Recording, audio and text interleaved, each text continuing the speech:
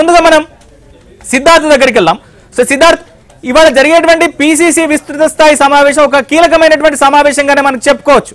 So ఎందుకంటే రేవంత్ రెడ్డి ముఖ్యమంత్రిగా ప్రమాణ స్వీకారం చేసిన తర్వాత జరుగుతున్నటువంటి తొలి సమావేశం. సో ఈ సమావేశంలో ప్రధానంగా ఈ నామినేటెడ్ పదవులకు సంబంధించి, అలానే 4 ఎమ్మెల్సీ స్థానాల భర్తీకి సంబంధించి, మరోవైపు లోక్సభ ఎన్నికలకు సంబంధించినటువంటి ప్రిపరేషన్స్ కార్యక్రమం ఇవాళ జరగబోతోంది. సో అభ్యర్థుల ఎంపిక, వ్యూహము, అలానే కాంగ్రెస్ పార్టీ లోక్సభ ఎన్నికల్లో పెట్టుకున్నటువంటి ఆశలు ఏంటి? సో ఓవరాల్ గా దీనికి సంబంధించిన అప్డేట్స్ ఏంటి? సంబంధించి ముందుగానే అలర్ట్ అయిందని చెప్పుకోవచ్చు. ఇప్పటికే సునీల్ కనుగోలు ఈ 19 నియోజకవర్గాల్లో ఎవరికి ఛాన్సెస్ ఉన్నాయి, ఎవరికి టికెట్ ఇస్తే బాగుంటుంది అనే అంశానికి సంబంధించి సర్వేలు మొదలు పెట్టారు. ఆ సర్వేకి సంబంధించినటువంటి రిపోర్టును ఈ రోజు జరగనున్నటువంటి టిపిసిసి విస్తృత స్థాయి సమావేశంలో ఒక పవర్ పాయింట్ ప్రజెంటేషన్ ద్వారా పిసిసికి సంబంధించినటువంటి కీలక నాయకులకు ఈ తన సర్వే యొక్క సారాంశాన్ని చెప్పే అవకాశం ఉంది. ఇక జీప్ దాస్ మున్షిని కొత్తగా ఇన్ఛార్జ్ గా నియమించారు, ఆమె కూడా ఈ రోజు రాబోతోంది. మరి కాసేపట్లోనే టిపిసిసికి సంబంధించినటువంటి విస్తృత స్థాయి సమావేశం పిసిసి చీఫ్ గా ఉన్నటువంటి రేవంత్ రెడ్డి ఆధ్వర్యంలో ఇది జరగనుంది. సో మంత్రులందరూ వస్తారు, వివిధ డిసిసిలకు సంబంధించినటువంటి నాయకులు, కాంగ్రెస్ పార్టీకి సంబంధించినటువంటి కీలక నాయకులందరూ ఈ రోజు రానున్నారు. కీలకమైన ఎజెండాతో ఈ సమావేశం జరగనుంది. ముఖ్యంగా పార్లమెంట్ ఎన్నికల్లో కాంగ్రెస్ పార్టీ మెజార్టీ సీట్లను దక్కించుకోవాలని ఒక వ్యూహాన్ని రచిస్తా ఉంది. అసెంబ్లీ ఎన్నికల్లో కూడా ఒక స్ట్రాటజీతో ముందుకు వెళ్ళింది, తన టార్గెట్ ని కంప్లీట్ చేసింది. సో ఈ పార్లమెంట్ ఎన్నికల్లో కూడా 16 సీట్లు గెలవాలని కాంగ్రెస్ పార్టీ భావిస్తా ఉంది. అభ్యర్థుల ఎంపికకు సంబంధించినటువంటి ప్రక్రియ కూడా ఆల్రెడీ మొదలైంది. అభ్యర్థులను కూడా ఖరారు చేసే పనిలో కాంగ్రెస్ పార్టీ ఉంది. ఈ రోజు దానికి సంబంధించిన ఒక క్లారిటీ వచ్చే అవకాశం ఉంది. మెజార్టీగా కాంగ్రెస్ పార్టీ గెలుపొందినటువంటి నేపథ్యంలో అన్ని జిల్లాల్లో మెజార్టీగా కాంగ్రెస్ పార్టీ ఎమ్మెల్యేలు ఉన్నారు కాబట్టి ఈ గెలుపు బాధ్యత కూడా ఎమ్మెల్యేలకు ఇచ్చే అవకాశం ఉంది. ఇక గతంలోనే ఈ పార్లమెంటు వారిగా 19 పార్లమెంటులకు 19 మంది మంత్రులను ఇన్ఛార్జిగా నియమించారు. అక్కడ ఎవరిని నియమించాలి, అక్కడ ఉన్నటువంటి కండిషన్స్ ఏంటి, అక్కడ ఉన్నటువంటి పార్టీ బలాలు బలహీనతలు, వేరే పార్టీల నుంచి కాంగ్రెస్లోకి ఎవరినన్నా తీసుకొచ్చే ప్రయత్నాలు, ఇవన్నీ బాధ్యతలు అక్కడగా ఇన్ఛార్జ్గా ఉన్నటువంటి మంత్రులే చూసుకుంటారు. ఇక రేపు ఏఐసిసి కార్యాలయంలో ఢిల్లీలో ఉదయం 11 గంటలకు అన్ని రాష్ట్రాల పిసిసి చీఫ్లు, సిఎల్పి నేతలతోనే కాంగ్రెస్ పార్టీ సమావేశం ఉంది. ఈ సమావేశంలో వివిధ రాష్ట్రాల్లో ఉన్నటువంటి కండిషన్స్ ఏంటి, కాంగ్రెస్ పార్లమెంట్ ఎన్నికల్లో అనుసరించాల్సినటువంటి వ్యూహం ఏ విధంగా ఉండాలి అనే అంశానికి సంబంధించి కీలకమైన చర్చ ఉండే అవకాశం ఉంది. ఈరోజు పిసిసి విస్తృత స్థాయి సమావేశంలో వచ్చినటువంటి ఇన్పుట్స్ని రేపు ఢిల్లీకి సీఎం, అదేవిధంగా డిప్యూటీ సీఎం వెళ్తారు. ఈ సమావేశంలో ఇక్కడ ఉన్నటువంటి ఇన్పుట్స్లన్నింటినీ అక్కడ సబ్మిట్ చేస్తారు.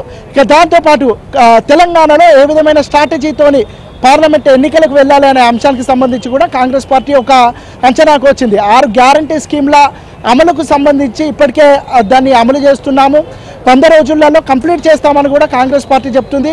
ఈ 6 గ్యారంటీలకు సంబంధించినటువంటి అంశాలతో పాటు గత ప్రభుత్వం చేసినటువంటి తప్పులు, ముఖ్యంగా వైఫల్యాలు, అవినీతిని ప్రజల ముందు పెట్టడానికి కాంగ్రెస్ పార్టీ కసరత్తు చేస్తుంది. ఇప్పటికే శ్వేతపత్రాల పేరు మీద గత ప్రభుత్వంలో జరిగినటువంటి అవినీతిని ప్రజల ముందట పెట్టింది. ఇరిగేషన్కి సంబంధించిన శ్వేతపత్రం కూడా రిలీజ్ చేస్తామని చెప్తా ఉంది. ఇక దాంతోపాటు ఈ ఇరిగేషన్లో జరిగినటువంటి, ముఖ్యంగా కాళేశ్వరం ప్రాజెక్టులో జరిగినటువంటి అవినీతి మీద జ్యుడిషియల్ ఎంక్వైరీ చేస్తామని కూడా ప్రభుత్వం అసెంబ్లీ సాక్షిగా చెప్పింది. దానికి సంబంధించి ఒక వారం రోజుల్లోనే ఈ విచారణకు ఆదేశిస్తామని కూడా నిన్న ఇరిగేషన్ మంత్రి ఉత్తమ్ కుమార్ చెప్పినటువంటి విషయం.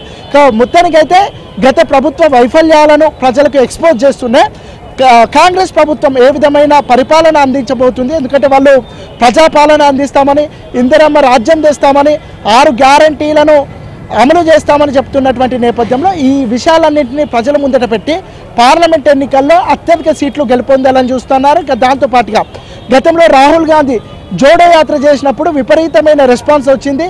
ఇవన్నీ ఇమేజ్లు కలిపి కాంగ్రెస్ పార్టీకి ఉపయోగపడతాయని చెప్తా ఉన్నారు. ఇక దాంతోపాటు కొత్తగా ఇన్ఛార్జ్ దీప్ దాస్ మున్షిని ఏఐసిసి నియమించింది. దీప్ దాస్ మున్షి చాలా వర్క్ ఓరియంటెడ్. దాంతోపాటు మొన్న జరిగినటువంటి ఎన్నికల్లో ఆమె 6 నెలలు తెలంగాణలోనే వర్క్ చేసింది. తెలంగాణ కండిషన్స్ అన్నీ తెలుసు. ఇక్కడ పార్టీని పరిగెత్తించడానికి తీసుకోవాల్సినటువంటి నిర్ణయాలన్నీ ఈరోజు తీసుకునే అవకాశం ఉంది. ఇక దాంతోపాటు పార్టీ బలోపేతాలపైన కూడా కాంగ్రెస్ పార్టీ దృష్టి పెట్టింది. కొంతమంది డీసీసీలుగా ఉన్నటువంటి వాళ్ళు ఎమ్మెల్యేలుగా గెలుపొందారు. దాంతోపాటు 2-3 డీసీసీలు వేరే పార్టీలోకి వెళ్ళిపోయారు. వాళ్ళని కూడా నియమించాల్సినటువంటి బాధ్యత కాంగ్రెస్ పార్టీ పైన ఉంది. దాంతోపాటు మిగతా కాంగ్రెస్ పార్టీని బలోపేతం చేయడానికి తీసుకోవాల్సినటువంటి చర్యలకు సంబంధించి ఈరోజు చర్చ ఉంటుంది. దాంతోపాటు ఇటు నామినేటెడ్ పోస్టులు, అదేవిధంగా ఎమ్మెల్సీలకు సంబంధించినటువంటి భర్తీ, అదేవిధంగా కార్పొరేషన్ చైర్మన్ కి ఇప్పటికే సునీల్ కనుగోలు అసెంబ్లీ ఎన్నికల సందర్భంగా ఆయన వ్యూహాత్మకంగా వివరించారు. సో తెలంగాణ వ్యాప్తంగా ఏ నియోజకవర్గాల్లో ఎట్లాంటి పరిస్థితులు ఉన్నాయి, సో ఎవరికి టికెట్లు ఇస్తే గెలుస్తారనే దాని మీద ఆయన పూర్తి స్థాయి వ్యూహంతో ఇటు కాంగ్రెస్ అధిష్టానాన్ని ఆయన కాంగ్రెస్ అధిష్టానానికి వివరాలన్నీ కూడా ఇచ్చారు. సో పూర్తిగా తెలంగాణలో ఇవాళ కాంగ్రెస్ పార్టీ అధికారంలోకి వస్తే వచ్చిందంటే దాని వెనుక పూర్తి స్థాయిలో సునీల్ కనుగోలు వ్యూహం కూడా పనిచేసినట్టుగా మనం చెప్పొచ్చు. సో లోక్సభ ఎన్నికలకు సంబంధించి సో అభ్యర్థుల ఎంపికే కావచ్చు, లేదా ఎవరికి టికెట్లు ఇవ్వాలని దాని మీద ఇప్పటికొక క్లారిటీకి కాంగ్రెస్ అధిష్టానం వచ్చినట్టుగా తెలుస్తుంది. సో మీ దగ్గర ఉన్నటువంటి వివరాలు ఏంటి లోక్సభ నియోజకవర్గాల వారిగా? సో ఎవరెవరికి టికెట్లు దక్కేటువంటి అవకాశాలు ఉన్నాయి? ఎందుకంటే ఇప్పుడు జానారెడ్డి గడిచిన ఎన్నికల్లో పోటీ చేయలేదు.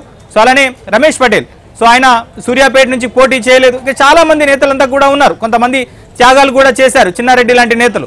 సో అలానే అద్దంకి దయాకర్ లాంటి నేతలకు టికెట్లు కూడా ఇవ్వలేదు. సో వీళ్ళందరినీ కూడా ఈసారి అకామిడేట్ చేసేటువంటి అవకాశాలనే టికెట్ల ఎంపిక విషయంలో ఎట్లాంటి జాగ్రత్తలు తీసుకుంటుంది కాంగ్రెస్ పార్టీ? కాంగ్రెస్ పార్టీ ఇటు అసెంబ్లీ సీట్ల విషయంలో కూడా గెలవగలిగే వారికే టికెట్లు ఇచ్చారు. పైరవీలకు ఛాన్సెస్ లేవు. ఎవరైతే గ్రౌండ్లో ఉంటారో, ఎవరైతే ప్రజల్ని మెప్పించగలుగుతారో వాళ్ళకు మాత్రమే టికెట్లు ఇస్తామని అసెంబ్లీ ఎన్నికల సందర్భంగా మనం చూసాం. ఇక పార్లమెంట్ ఎన్నికల్లో కూడా గెలవగలిగే వారికే టికెట్లు ఇచ్చే ఆలోచనలో కాంగ్రెస్ పార్టీ ఉంది. ముఖ్యంగా సునీల్ కనుగోలు కాంగ్రెస్ అసెంబ్లీ ఎన్నికల సందర్భంలో కాంగ్రెస్ అధిష్టానం కొంతమంది సీనియర్లు అని వాళ్ళని ప్రపోజ్ చేసినా వాళ్ళు గెలవగలిగే ఛాన్సెస్ లేవు కాబట్టి వాళ్ళకు టికెట్లు నిరాకరిద్దామని సునీల్ కనుగోలు పూర్తి బాధ్యత తీసుకున్నారు. ఇక పార్లమెంటు విషయంలో కూడా అదే విధమైన స్ట్రాటజీతో ముందుకు వెళ్ళే అవకాశం ఉంది. అయితే ఇప్పటికే కొంతమంది పేరు మీద సర్వేలు కూడా సునీల్ కనుగోలు చేస్తున్నారు. దాంట్లో పార్లమెంట్ వారిగా చూస్తే కరీంనగర్కి సంబంధించి ఎమ్మెల్సీ జీవన్ రెడ్డి పేరు పరిశీలనలో ఉంది. ఆయనకు సంబంధించిన సర్వేలు కూడా సునీల్ కనుగోలు చేస్తున్నారు. ఇక పెద్దపల్లికి సంబంధించి గడ్డం వంశీ, వివేక్ వాళ్ళ కొడుకు గడ్డం వంశీ, ఆయనకు సంబంధించిన సర్వేలు కూడా జరుగుతున్నట్టు తెలుస్తూ ఉంది. ఆదిలాబాద్కి సంబంధించి నరేష్ యాదవ్, సేవలాల్ రాథోడ్, ప్రకాష్ రాథోడ్ ఈ ముగ్గురికి సంబంధించినటువంటి సర్వేలు సునీల్ కనుగోలు టీం చేస్తూ ఉంది. నిజామాబాద్కి సంబంధించి మహేష్ కుమార్ గౌడ్, ఎరవత్రి అనిల్ ఈ ఇద్దరికి సంబంధించిన సర్వే జరుగుతుంది. మెదక్ పార్లమెంట్కి సంబంధించి జగ్గారెడ్డి సతీమణి నిర్మలా జగ్గారెడ్డి వీళ్ళిద్దరికి సంబంధించినటువంటి సర్వే జరుగుతుంది. జహీరాబాద్కి సురేష్ సట్కర్కి సంబంధించినటువంటి సర్వే జరుగుతుంది. మల్కజ్గిరిలో మైనపల్లి హనుమంతరావు, అదేవిధంగా హరివర్ధన్ రెడ్డి వీళ్ళిద్దరికి సంబంధించిన సర్వే. సికింద్రాబాద్కి పార్లమెంట్కి సంబంధించి అనిల్ కుమార్, డాక్టర్ వినయ్ కుమార్ వీళ్ళిద్దరికి సంబంధించిన సర్వే చేస్తూ ఉన్నారు. చెవెళ్ళ పార్లమెంట్కి సంబంధించి పారిజాత చిగురింతకు సంబంధించినటువంటి సర్వే చేస్తూ ఉన్నారు. మహబూబ్ నగర్ వంశీచంద్ర రెడ్డి, ఆదిత్య రెడ్డికి సంబంధించి, అదేవిధంగా నాగర్ కర్నూలు సంపత్, మల్లు రవికి సంబంధించినటువంటి చర్చ కూడా నడుస్తుంది. ఇటు భువనగిరి పార్లమెంట్కి సంబంధించి చామల కిరణ్ కుమార్ రెడ్డి సంబంధించినటువంటి సర్వే జరుగుతుంది. వరంగల్ పార్లమెంటు అద్దంకి దయాకర్, సిరిసిల్ల రాజా వీళ్ళిద్దరు పేరు పైన సర్వేలు జరుగుతూ ఉన్నాయి. మెదక్ పార్లమెంట్కి సంబంధించి బలరాం నాయక్తో పాటు మరికొంతమంది పేర్ల మీద సర్వేలు చేస్తూ ఉన్నారు. ఖమ్మం పార్లమెంట్కి సంబంధించి వంకాయలపాటి రాజేంద్ర ప్రసాద్, అదేవిధంగా రేణుకా చౌదరికి సంబంధించిన అంశాన్ని కూడా పరిగణలోకి తీసుకుంటున్నారు. ఇక హైదరాబాద్కి సంబంధించి ఫిరోజ్ ఖాన్, అజరుద్దీన్ వీళ్ళకి సంబంధించినటువంటి సర్వేలు జరుగుతున్నాయి. మొత్తానికైతే 19 నియోజకవర్గాలలో సునీల్ కనుగోలు తన టీంలతోని సర్వేలు చేస్తున్నారు.